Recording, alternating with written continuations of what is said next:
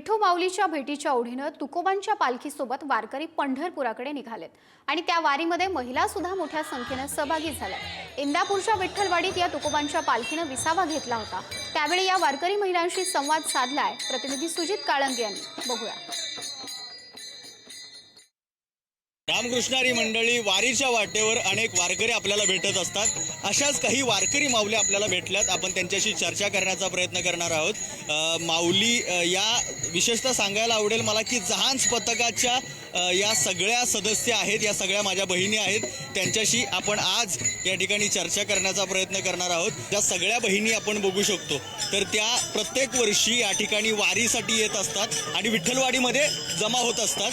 विठ्ठलवाडीमध्ये ज्ञानोबा तुकोबांच्या बहिणी येतात। माऊली काय सांगाल, दरवर्षीचा अनुभव कसा असतो? दरवर्षी असं वाटतं इथून पुढे असंच पंढरपूरला जावं आणि असंच आनंद मनसोक्त घ्यावा। असं वाटत नाही की आम्ही म्हणजे इथपर्यंत आलोय, असं वाटतं इथनं पण आम्ही असंच सगळ्यांनी पुढे जावं आणि आमचा आदिशक्ती ग्रुप असंच एकजुटीने राहावं। स्त्री शक्ती कुठेही कमी नाही।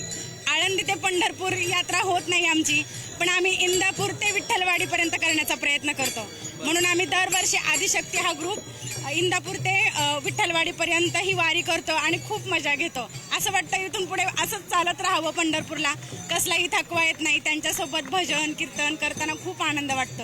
एवढे दिवस आम्ही फक्त वारीमध्ये दर्शन घेण्यासाठी जायचो, पालखीचं दर्शन घेण्यासाठी, पण यावेळी आम्ही वारकऱ्यांसोबत आलो चालत, तर खूप सगळं विठ्ठलमय वातावरण झालेलं आहे आणि आम्ही पण त्यामध्ये तल्लीन होऊन एवढ्या लांब कसं चालत आलो आम्हाला पण समजलं नाही। इतर वेळेला एवढं चालणं म्हणजे आमच्यासाठी खूप मुश्किल गोष्ट आहे। अगदी खूप छान वाटलं आम्हाला। कॅमेरामॅन सुरेश सावंतसह सुजित काळंगे, पुढारी न्यूज, विठ्ठलवाडी, इंदापूर।